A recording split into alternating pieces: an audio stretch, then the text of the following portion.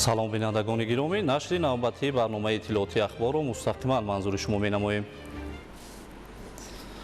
24 август дар шаҳри Душанбе президенти ҷумҳурии Тоҷикистон пешвои миллат муҳтарам Эмомалӣ Раҳмон ва раиси Маҷлиси Миллии Маҷлиси Олии Ҷумҳурии Тоҷикистон, раиси шаҳри Душанбе муҳтарам Рустам Эмомалӣ бинои театри миллиро мавриди истифода қарор доданд. Ин кохи муҳташами фарҳангӣ, ки дар остонаи ҷашни 35-солагии истиқлоли давлатӣ ифтитоҳ гардид, ки ба симои фарҳангии пойтахт шукӯҳи тоза бахшид. Театри миллӣ аз ин пас на танҳо макони баргузории намоишҳо, консертҳо ва чорабиниҳои сатҳи байналмилалӣ, балки саҳнаи эҳёи арзишҳои миллӣ, кашфи истеъдодҳои нав ва муаррифии фарҳангу санъати волои тоҷикон дар арсаи ҷаҳонӣ хоҳад буд.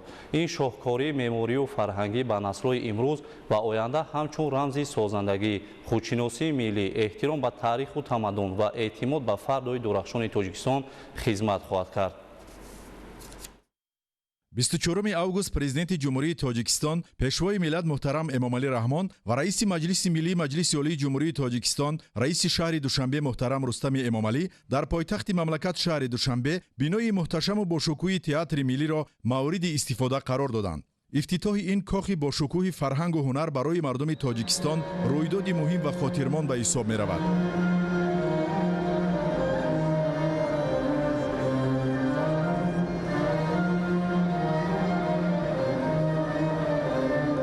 театри миллӣ бо ташаббуси бевоситаи президенти ҷумҳурии Тоҷикистон, пешвои миллат муҳтарам Эмомалӣ Раҳмон бунёд гардида, ҳамчун тӯҳфаи арзишманду беназир ба мардуми Тоҷикистон ва аҳли фарҳангу ҳунар ба ифтихори 35-солагии истиқлолияти давлатӣ арзёбӣ мегардад.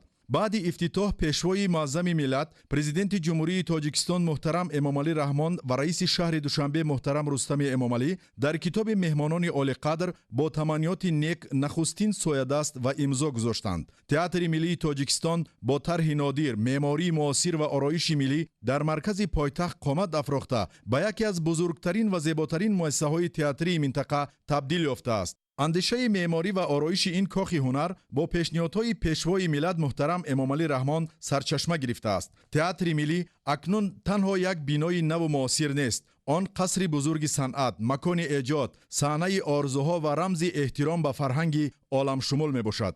бинои муҳташами театри миллӣ дар яке аз мавзеъҳои зеботарин ва марказии шаҳри Душанбе дар ҳамҷаворӣ бо осорхонаи миллӣ ва боғи парчами давлатӣ бунёд гардидааст. ҷойгиршавии он дар ин гӯшаи марказии пойтахт симои меъмории фарҳангии Душанберо боз ҳам зинат дода ба пойтахти кишвар ҳусну таровати дигар бахшидааст. аз ҳар гӯшаи бино шаҳомати меъморӣ, андешаи миллӣ ва завқи баланди ҳунари офарандагӣ эҳсос мешавад. президенти ҷумҳурии Тоҷикистон, пешвои миллат муҳтарам Эмомалӣ Раҳмон зимни шиносоӣ бо имкониятҳои бино ба роҳбарону мутахассисони масъул ва устоҳои гулдасти тоҷик барои дар муҳлати муайяншуда анҷом додани сифати баланди корҳои сохтмонӣ изҳори сипоси самимӣ намуданд. ҳар як иншооту биное ки мо бунёд мекунем барои як рӯзу ду рӯз нест. тарзе бунёд кунем ки садсолаҳо ба ин миллат ва ба ин мардум хизмат расонад.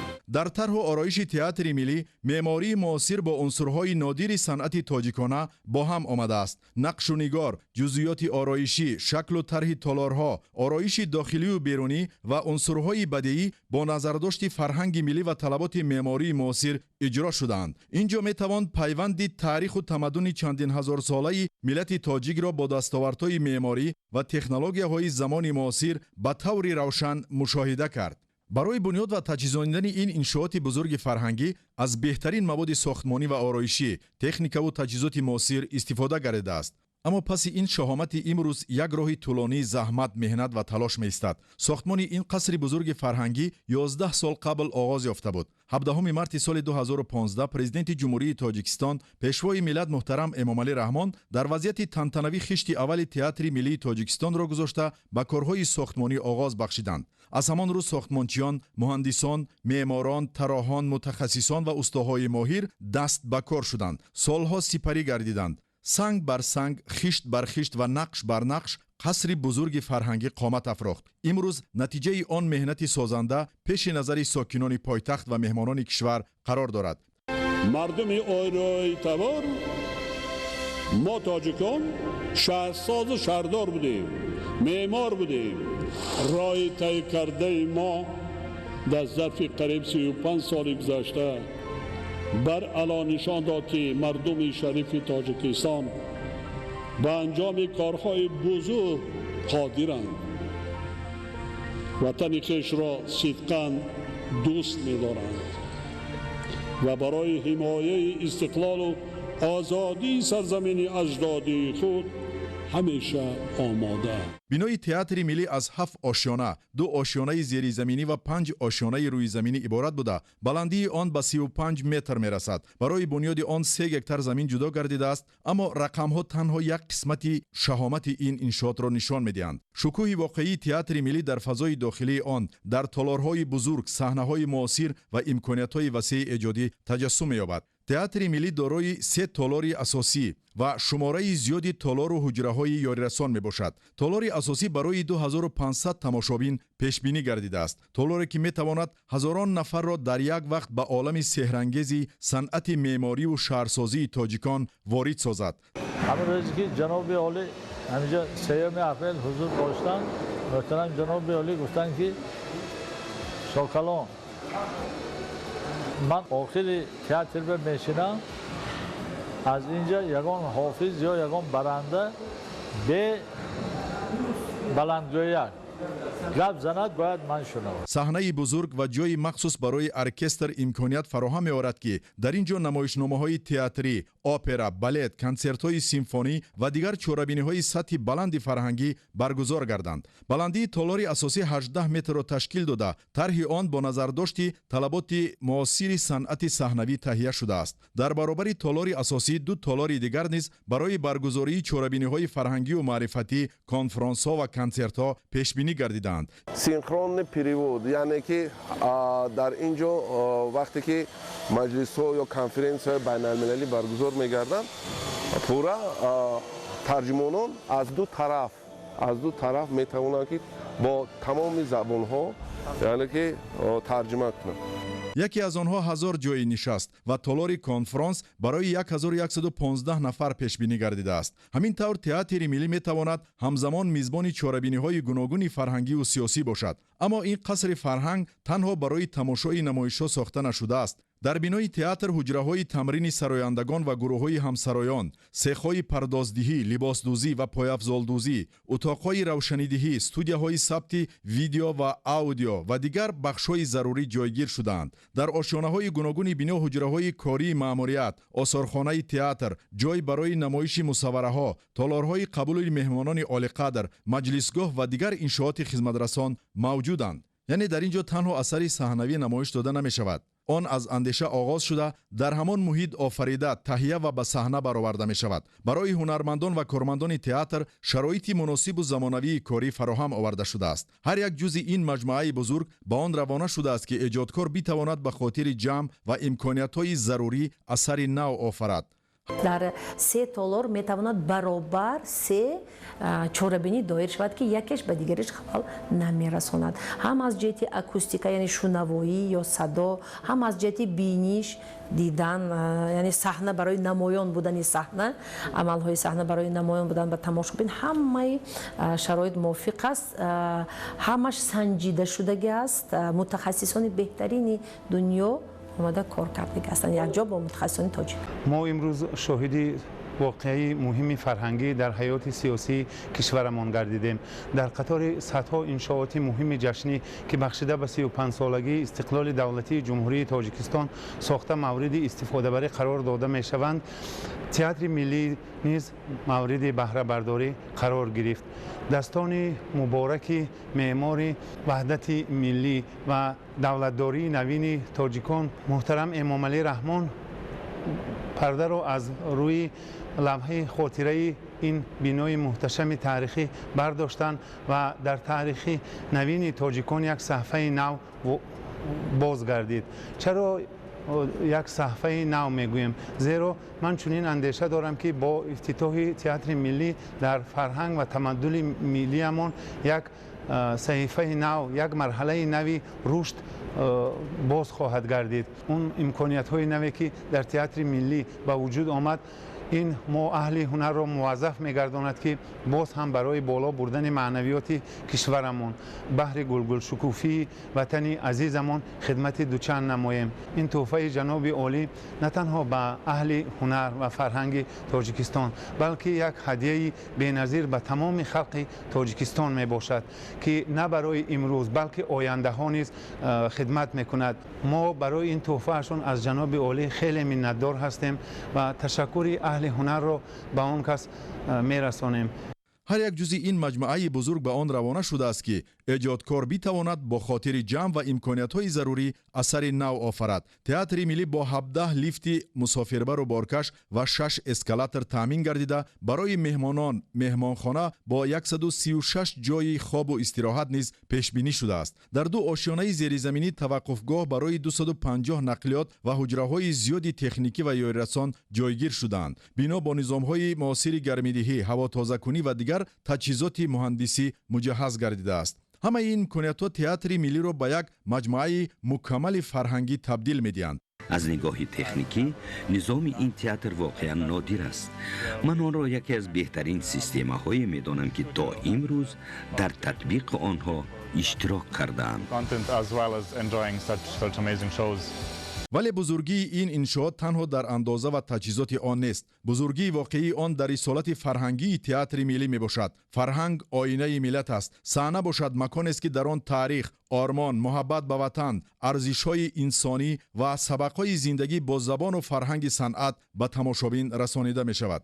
تئاتر در تربیه معنوی جامعه، تحکیم خودشناسی ملی و احترام به ارزش‌های تاریخی و فرهنگی نقشی بزرگ دارد. از این رو بنیاد چنین یک قصر بزرگ فرهنگی شهادت توجه خاصه به رشد صنعت و ایجاد شرایط مساعد برای اهل فرهنگ می باشد. یکی از ویژگی‌های اساسی تئاتر ملی در آن است که تکنولوژی معاصر با رمزهای فرهنگ ملی هماهنگ گردیده است. در آرایش داخلی بنا نقش و نگار که از تاریخ تمدن هزار ساله تاجیک منشأ می‌گیرد استفاده شده است. هر نقش گویا قصه از تاریخ ملت را بازگو می‌کند. هر جزء آرایشی پیوند امروز را به گذشته نشان می‌دهد. و هر گوشه این قصر بزرگ بیانگر آن است که ملت تاجیک در زمان صاحب استقلالی به حفظ و احیای فرهنگ ملی و معرفی آن در سطح بین المللی توجه بیشتر ظاهر می نماید.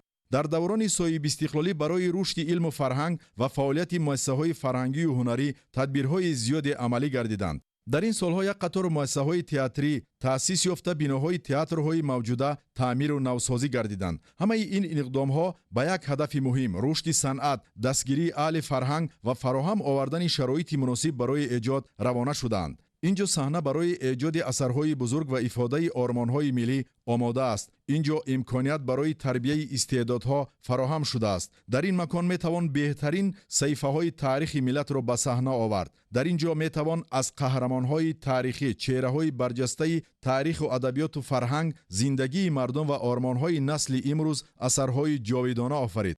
و شاید از همین صحنه‌ها صدای هنرمندان جوان بلند شود که سالهای بعد صنعت تاجیک را در صحنه‌های بزرگ جهان معرفی خواهند کرد. امروز درهای تئاتر ملی برای مردم باز شدند. با باز شدن این درها در یک جهان دیگر نیز گشاده شد. جهان عالم و فرهنگ ناتکرار، عالم موسیقی، جهان آبرز و احساس، جهان تاریخ و آرمان. اکنون در این صحنه پرده‌ها باز می‌شوند. در این تالارها موسیقی طنین انداز می‌گردد.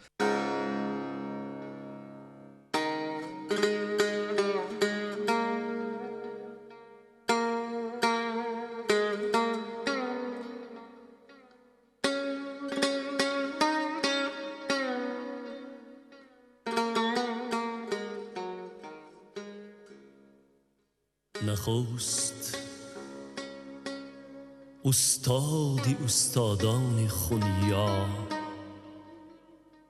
بار بد بوده به نسبت رودکی صنعتی ما بار بد بوده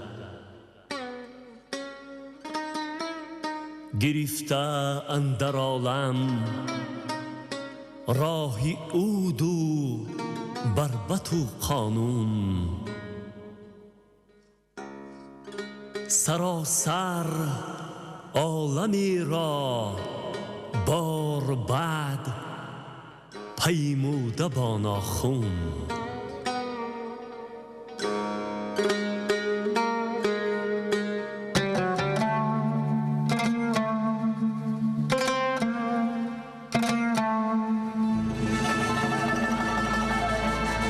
ایا ای هم نوا از بلبلی ذوقم صدا بشنو، نوای آشنایی از دل آشنا بشنو.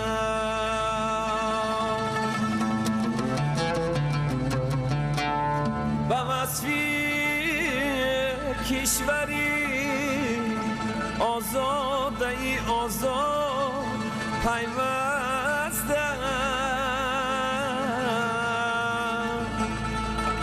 تو از مرغ دلم حرفی خوشو شیرین نوا بشنو. سعادت را در این وحدت صدایی جاویدان دریا،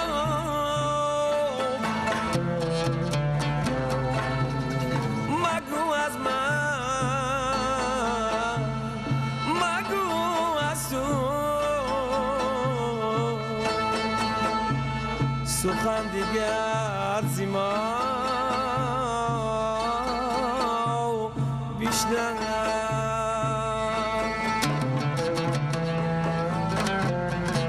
ایا ای خسروی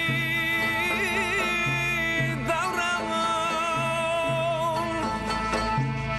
سراپا پرتوی دورم،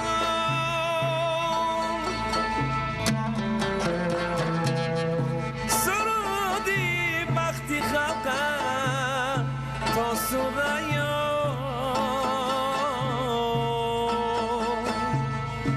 از سرا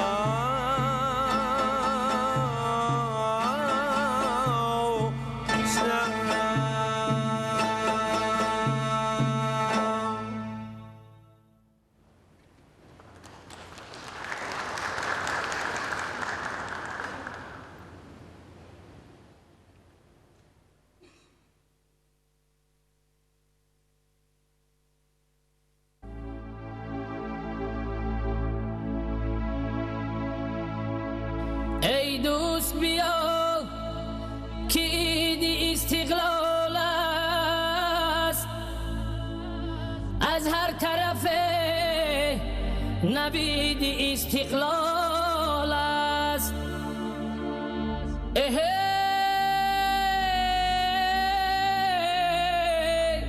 بینگر که به وقتی تاجیکی فرخونده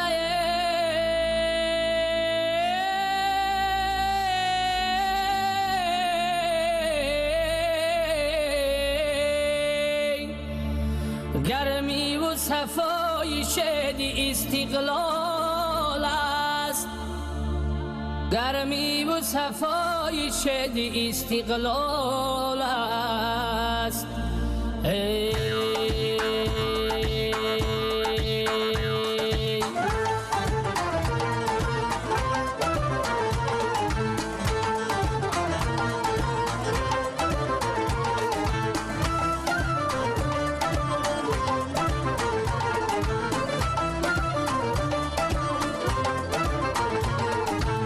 جشن استقلال کشور زنده باد، پیشوای سر اختر زنده باد.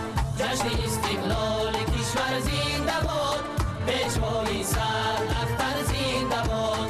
تاجیکستان ها صاحب اختیار، مردمی سر بلند و بختیار، با تلاشی سروری وحدت شیار، در جهان شد ملک ما آوازدار.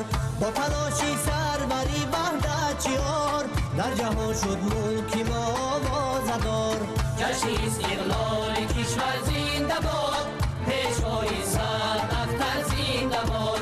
جشن استقلال کشور زنده باد، پیشوای صد اختر زنده باد. فیضی دست در خانی ما از فیضی استقلال ماست، پیشوا داری میلاد وقتی ما اقبال ماست. فیضی دست در خانی ما از فیضی استقلال ماست، پیشوا داری میلاد وقتی ما اقبال ماست. کوهسار و سربلندی را زیما آموخته است، کوهسار و سربلندی را زیما آموخته است. سرفرازی از المانی استقبال ماست، سرفرازی از المانی استقبال ماست. فیضی دست در خانی ما از فیضی استقلال ماست، پیشوا داری میلاد وقتی ما اقبال ماست.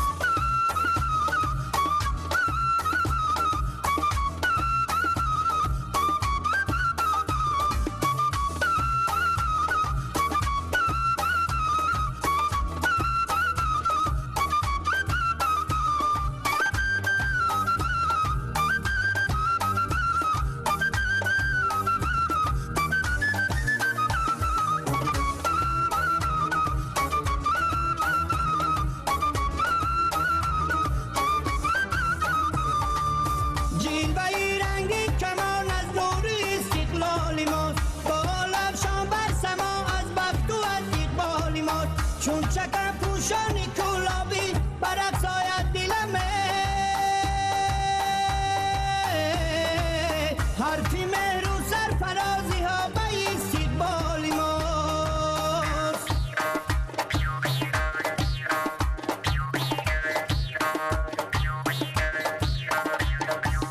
فیضی دست در خانی ما از فیضی استقلال ماست، پیشوا داری میلاد وقتی ما اقبال ماست. فیضی دست در خانی ما از فیضی استقلال ماست، پیشوا داری میلاد وقتی ما اقبال ماست. پیشوا داری میلاد وقتی ما اقبال ماست.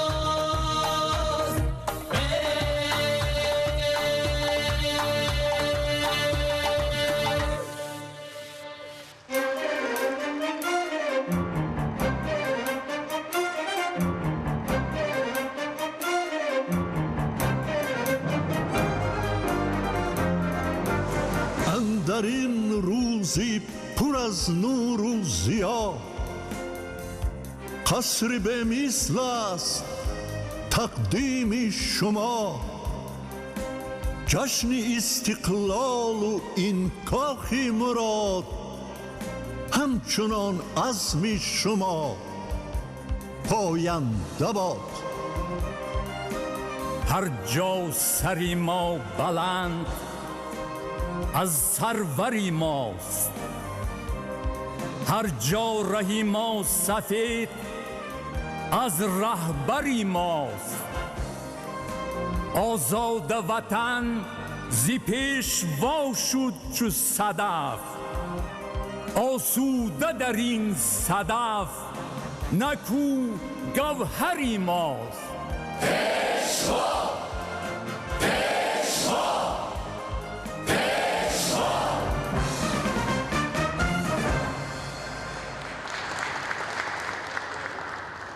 در این صحنه образهای تاریخی و قهرمانان اثرهای نو زندگی خواهند کرد. در اینجا صدای هنرمندان با قلب هزارها تماشابینان راه می‌یابد. اینجا اشک قهرمانان صحنه می‌تواند چشم تماشابین را پرآب سازد، خنده او لبان هزاران نفر را باز کند و قصه او اندیشه جامعه را بیدار نماید. این است قدرت تئاتر، قدرتی که نه با دیوار و ستون بلکه با سخن، موسیقی، اشاره و احساس انسان را دیگر می‌کند.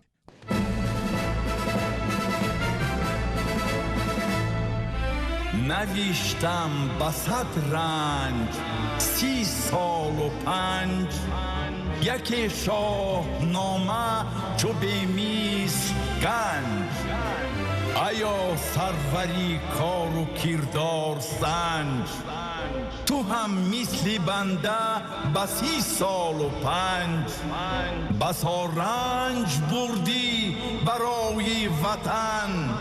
سرافراز کردی سرای وطن ز سنگ آتش آورد بیرون اوشنگ تو نور آفریدی ز نام و زنن به این عزم و رای و به این نیکویی همان رستمی گفته من تویی رستم تویی رستم تویی رستم تویی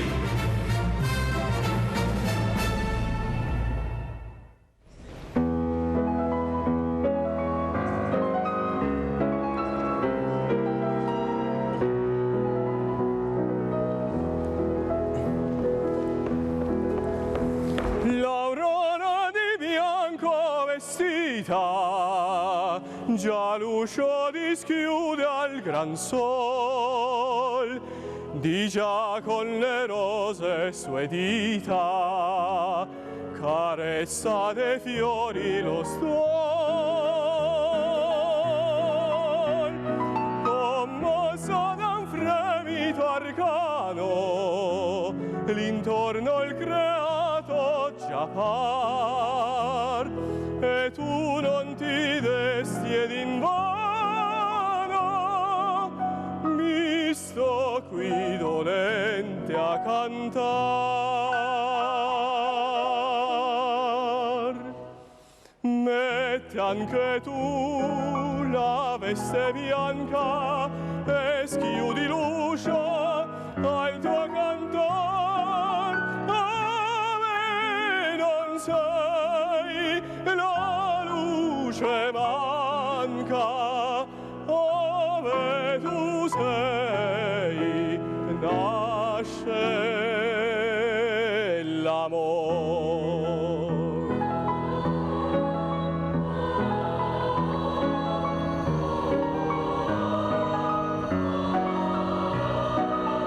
Ove non sei la luce manca, ove tu sei nasce l'amor.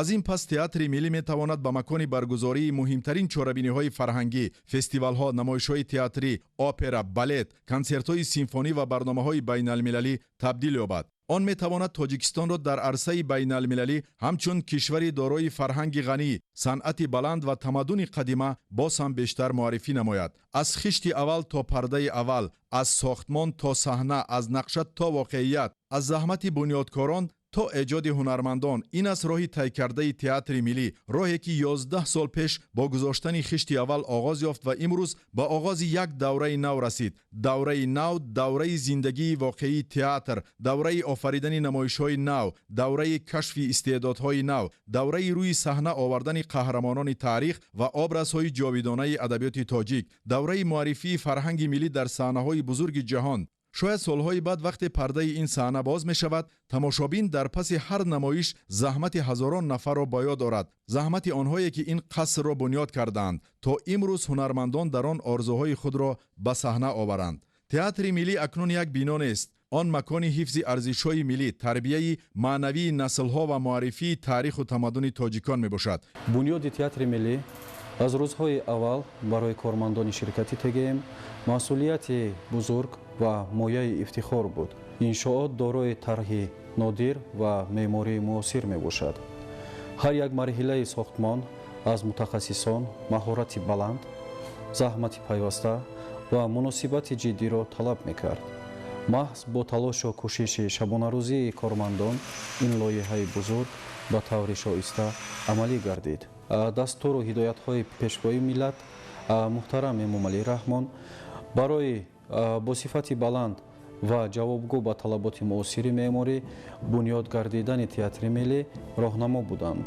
ин қаср барои имрӯз бунёд шудааст, аммо ба фардо нигаронида шудааст, барои насли имрӯз ва наслҳои оянда, барои он ки ҳар кӯдаке ки имрӯз ба ин толор ворид мешавад, шояд фардо ҳунарманди бузург шавад, барои он ки ҳар ҷавоне ки имрӯз дар ин саҳна ҳунар меомӯзад, пагоҳ парчами фарҳанги тоҷикро дар саҳнаҳои ҷаҳонӣ боло бардорад, барои он ки номи Тоҷикистон дар ҷаҳони санъат бо фарҳанги воло, ҳунари асил ва арзишҳои миллӣ боз ҳам баландтар садо диҳад. имрӯз дар маркази шаҳри Душанбе қасре қомат афрохтааст ки деворҳои он аз сангу оҳан сохта шудаанд, аммо рӯҳи он аз фарҳанг, ҳунар ва ормони миллӣ сарчашма мегирад. театри миллӣ инҷоест ки таърих ба саҳна меояд, инҷоест ки адабиёт ба образ табдил меёбад, инҷоест ки мусиқӣ ба эҳсос мерасад. инҷо қудрат, тавоноӣ, ғурури миллӣ, худогоҳию хештаншиносӣ, эҳсоси баланди ватандӯстӣ, рӯҳи тамаддуни ороии таборон, шукӯҳи санъати фарҳанги волои тоҷикон ва эҳсоси бузурги арҷгузорӣ ба ниёгони некном нуфтааст. ва акнун дар остонаи 35-солагии истиқлолияти давлатии ҷумҳурии Тоҷикистон пардаи як саҳнаи бузург боло меравад. саҳнае ки метавонад садои фарҳанги тоҷикро баландтар кунад, саҳнае ки метавонад орзуҳои эҷоди наслҳои навро ба воқеият табдил диҳад, саҳнае ки дар он гузашта, имрӯз ва фардои миллат ба ҳам мепайванданд. театри миллӣ акнун омода аст. омода аст то саҳнаи нави таърихи фарҳанги тоҷик гардад. омода аст то дар қалби Душанбе ва дар фарҳанги миллат ҷойгоҳи хосаи худро пайдо намояд.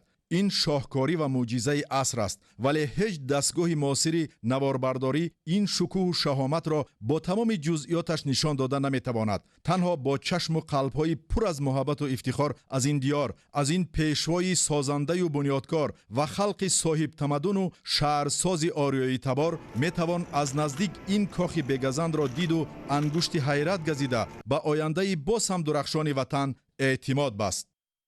нақши сарвари давлати мо, амаликунандаи ормонҳои истиқлолияти мо Эмомалӣ Раҳмон аз бунёдкорӣ оғоз шуд. аввалан кохи бузурги сулҳу ваҳдатро бунёд карданд ва дар ин замина кохи бовару эътиқоди халқи моро асос гузоштанд ки асоси ҳамаи комёбиву дастовардҳои ояндаи мост. баъдан бо имзо шудани созишномаи сулҳу ваҳдати миллӣ ба бунёдкориҳои моддиро оварданд. ин қадар роҳҳо, ин қадар нақбҳо, нерӯгоҳҳо, ин қадар корхонаҳои саноатӣ, ин қадар муассисаҳои фарҳангу маърифат бунёд шуданд ки на танҳо симои давлати моро, симои мулки моро дигар карданд, балки дар маҷмӯъ سیمای دولت ما را پیش جهانیان مجسم نمودند که یک ملت بنیادکار است، یک ملت سازنده است. پیشوای ملت ما به فرهنگ بسیار توجه دارند، به فرهنگ، به ادبیات، به ادیبان، به صنعتکاران توجه همه روزه دارند و همین کاخ بزرگ مهر و محبت ایشان را باز یک بار دیگر در پیش نظر همه ما مجسم نمود. امروز که این کاخ بزرگی فرهنگ ما بنیاد شده است، همه ما را، هم ادیبان را، هم صنعتکاران را به بسیار کارها وادار میکند، به بسیار وظیفه‌دار میکند که ادیبان، درام‌نویسان ما باید بیشتر زحمت کشند، در زمینه ادبیات بزرگ کلاسیکی ما نمایشنامه‌های دیدنی بیافرند، در زمینه بنیادکاری‌های امروزه خلق ما با سروری پیشوای ملت نمایشنامه‌های دیدنی روی کاغذ بیارند و کارگردان‌های ما، صنعتکاران ما آن نمایشنامه‌ها را در این کاخ بزرگ صنعت صحنوی کنند، روی صحنه بیارند و منظور تماشابینان گردانند. شاهکاری بسیار هم بی‌نظیری که امروز در تاریخ خلق تاجیک رخ داد، یعنی گشوده شوی تئاتر ملی تاجیک در دوام 70 سال شوروی که ما شخصا من 50 سال فعالیت ایجادی دارم، چنین تئاتر، چنین بنای پرحشمت، زیبا و از نقطه نظر تجهیزات تکنیکی چنین بای رنگارنگ دیده نمیشد و امروز اهل فرهنگ تاجیک همه باید خوشنود باشند، باید شاد باشند که با چنین یک بنای با حشمت میتوانند هنر خود را، نیتهای خود را، اثرهای خود را روی این صحنه بیارند. و این صحنه وقتی که ما طی چند روز اینجا مشق میکردیم و امروز با اشتراک خود جناب عالی گشوده شد، برای ما یک واقعه غیر عادی هست و همین خیلی هم میماند. ما با همکاران هم صحبت شدیم و مقایسه کردیم و گفتیم که چنین بنا که امروز آماده شده است یکی از بناهای پرحشمت می باشد که افضلیت‌های خیلی زیاد دارد و از جهت تجهیزات تکنیکی نیست. تئاتر چنان یک بایگری ها دارد که می تواند دکور در یک زمان قفا رود، بالا برآید، از این طرف و این طرف رود و برای هنرپیشگان، برای کارگردان ها این چنین یک کمک بسیار کلان می شود که در یک لحظه می توانند صحنه را عوض کنند، دکور را عوض نمایند و نیت های خود را در روی صحنه عملی سازند. مینتداری خود را به پیشوای معظم ملت محترم امام علی رحمان رساندنی هستم.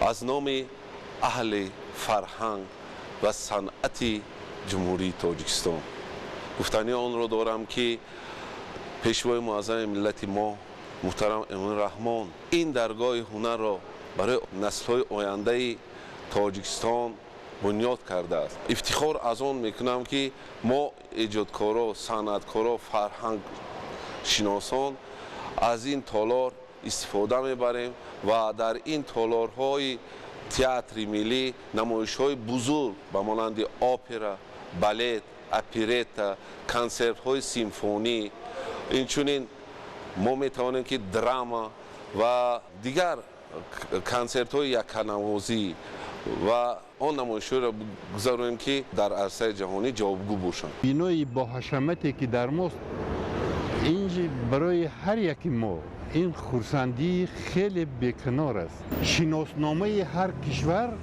کشوری که ترقی میکند، کشوری که با راه فرهنگ و مدنیت میرود دو معین کننده دارد.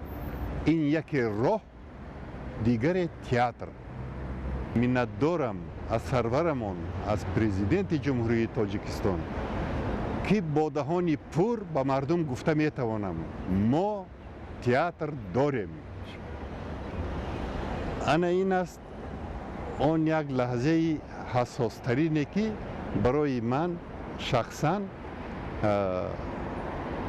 تا آنی که هستم در دلم میماند. یعنی که این مهنت است که ما باید قدر کنیم و قدرشناس باشیم. خیلی مهنتی زیاد و این همش به پرزیدنت جمهوری تاجیکستان به سردار ما تعلق دارد. این مهنت به نهایت امروز آن روزی رسید که ما اکنون می توانیم انا به همین بنا فخر کنیم. احساس گفته نمیتونم. چند روز قبل ما همراه هنرمندان اینجا بودیم. البته همه با یک احساس دیدنی کردیم، اما احساس من دیگر بود. من طاقت نداشتم. چه خیلی که حاضر است اشک گلوگیرم کردگی است، ناگفتنی است. این یک تئاتر عادی نیست، این یک فرهنگسرا است، یک قصری با حشمت است که من بسیار جاها سفر کرده بودم، بسیار قصرهای با حشمت فرهنگیش دیدگی بودم، اما این ناگفتنی است، این نادر است. این افتخاری هر یک فرهنگی تاجیک است. این افتخار ما تاجیکستان است. وقتی میبینید از بیرون از داخل میبینید که این یک پل است از 100 ساله های گذشته، از امروز و 100 ساله های آینده است. این قصر، این فرهنگ سرا از من سر کرده. هر یک فرهنگی تاجیک وظیفه‌دار میکند که مسئولیت 10 چند زیادتر کرده شود. در هر یک نقطه، در هر یک ذره این بنا فرهنگ تاجیکه، نقش نگار قدیمی تاجیکه، غرور تاجیکه تماشا میکنید، میبینید. ناگفتنی است. من تئاتر ملی را تماشا کردم. اون قدر زیبا، اون قدر دلربا ساخته شده است که خود تماشاش الکی قریب که یک نمایش است.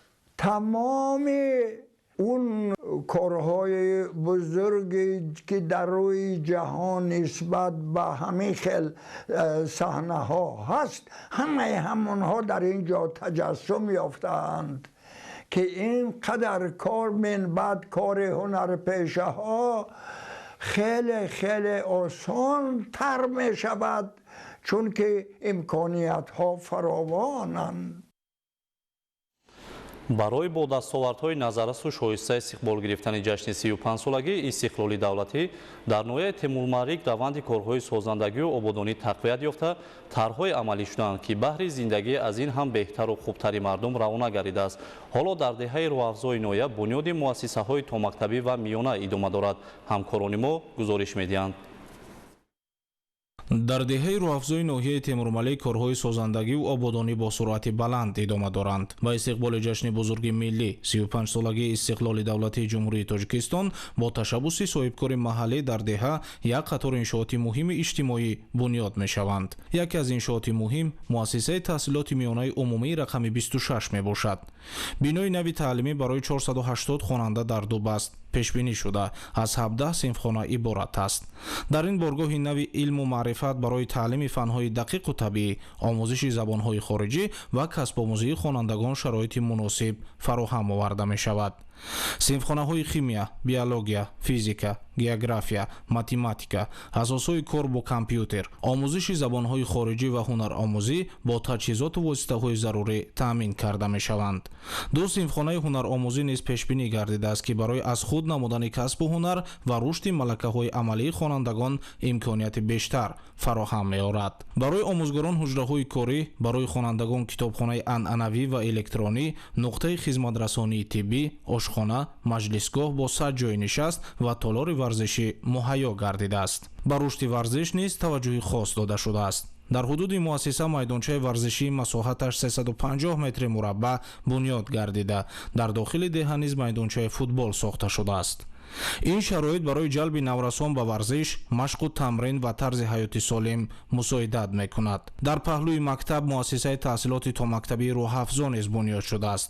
кӯдакистон барои фарогирии 60 кӯдак пешбинӣ шуда, дорои ҳуҷраҳои машғулияту хоб, ошхона ва дигар шароити зарурӣ мебошад. бо мавриди истифода қарор гирифтани он, кӯдакони деҳа аз имкони таълиму тарбияи томактабӣ дар шароити муносиб бархурдор мешаванд. Яке аз масъалаҳои муҳим барои сокинони деҳа то имрӯз таъмини оби нӯшокӣ буд. Сокинон оби нӯшокиро харидорӣ мекарданд. Бо ташаббуси соҳибкори маҳаллӣ акнун дар 4 нуқтаи деҳа оби нӯшокӣ оварда шуда дастрасии мардум ба он беҳтар гардидааст. барои сокинон ин пеш аз ҳама сабукии рӯзгор ва ҳалли яке аз масъалаҳои муҳими ҳаёти ҳар рӯза мебошад. муассисаи таъсисоти миёнаи умуми рақам 26 сохтмонаш барои 240 ҷои нишаст дар як баст ва дар ду баст бошад барои 480 нафар хонандагон сохтмонаш бо маром идома дорад. Дар гирду атрофи иншооти мазкур зиёда аз 2000 ниҳолҳои ҳамеша сабз, дарахтҳои орӯшии гулу гулбутаҳо аллакай насб шуданд. Дар муассисае ки қаблан дар ин ҷо фаъолият мекард, хонандагон то синфи ҳам таҳсил мекарданд. Баъдан баъди хатми синфи бинобар сабаби то синфи 11 набудани муассисаи мазкур ба дигар ҷамоатҳо алалхусус ҷамоати Кангурт, ҷамоати Шарак Баҳманрӯд, Танобшӣ ё дигар ноҳияҳо барои идомаи таҳсил мерафтанд. Баъди сохтмонаш ба итмом расидан аллакай хонандагон метавонанд синфи 10-11-ро дар ҳамин муассиса хатм намоянд. Дар доираи нақша чорабинои 35-солагии истиқлолияти давлатии Ҷумҳурии Тоҷикистон биноҳои мазкур дар арафаи соли таҳсили нав мавриди истифодаи умум қарор дода мешавад. Дар деҳаи мазкур ки зиёда аз 70 хоҷагӣ ва 450 оиларо дар бар мегирад, имрӯз сокинон озодона метавонанд фарзандонашон дар муассисаи замонавӣ таҳсил намоянд, аз бунгоҳи тиббӣ, аз китобхона, аз кӯдакистон самаранок истифода баранд. доираи корҳои созандагии соҳибкор ба ҳамин маҳдуд намешавад. Барои омӯзгорону мураббиёне ки аз дигар шаҳру ноҳияҳо барои фаъолият ба ин муассисаҳо меоянд, сохтмони 20 хонаи истиқоматӣ ба роҳ монда шудааст. То имрӯз 17 хона бо тамоми шароити зарурӣ ва таҷҳизоти рӯзгор омода гардидааст. қарор аст ин хонаҳо ба омӯзгорону мураббиён ройгон пешниҳод карда шаванд. бунёди иншооти нав ба таъсиси ҷойҳои корӣ низ замина гузоштааст. Дар муассисаи таҳсилоти миёнаи умумии рақами 26 барои 60 нафар ва дар муассисаи томактабӣ барои 20 нафар ҷои кори доимӣ фароҳам меояд. ҳангоми сохтмони иншоот бошад 200 сокини маҳаллӣ бо ҷои кори муваққатӣ таъмин шуданд. барои беҳтар намудани шароити рафту омади аҳолӣ низ корҳои назаррас анҷом ёфтанд. бо ташаббуси соҳибкор 12 километр роҳ мунфарш гардида барои равшан намудани кӯчаҳои деҳа симчӯбҳои барқӣ насб карда шуданд. ҳамин тавр дар деҳаи роҳафзо ҳамзамон чанд масъалаи муҳими иҷтимоӣ ҳалли худро меёбад. барои фарзандон мактабу кӯдакистон, барои наврасон майдончаҳои варзишӣ, барои омӯзгорон хонаҳои истиқоматӣ ва барои сокинон роҳ, равшанидиҳӣ ва оби нӯшокӣ фароҳам оварда мешавад. моҳияти ин иқдомҳо танҳо дар бунёди иншоот нест. арзиши аслии онҳо дар он аст ки натиҷаи ҳар як ташаббус бевосита дар зиндагии мардум эҳсос мешавад. ин гуна муносибат ба ободии маҳал ва ҳалли мушкилоти иҷтимоӣ дар рӯҳияи иқдомҳои инсонпарварона ва созандаи президенти ҷумҳурии Тоҷикистон пешвои миллат муҳтарам Эмомалӣ Раҳмон қарор дошта намунаи масъулияти соҳибкори ватандӯст дар назди ҷомеа мебошад. корҳои асосии сохтмонӣ дар иншооти ҷашнӣ ба анҷом расида, корҳои анҷомдиҳӣ ва ободонӣ дар саҳни он идома доранд. қарор аст ки муассисаи таҳсилоти миёнаи умумии рақами 26 ва муассисаи таҳсилоти томактабии роҳафзо ҳамчун саҳми соҳибкор дар ободии маҳал ва ба сифати қарзи ватандорӣ ба мақомоти иҷроияи ҳокимияти давлатии ноҳияи Темурмалик тақдим карда шаванд. ин аст самараи ташаббусе ки аз ҳисси масъулият дар назди ватан ва мардум сарчашма мегирад ва маҳз чунин иқдомҳо ободии ҳар як деҳа, рушди маҳал ва фардои боз ҳам беҳтари ҷумҳурии Тоҷикистонро таъмин менамоянд. бинандагони гиромӣ, барномаи иттилоъоти ахбор ба анҷом мерасад. ҳансияту хонобод бошед.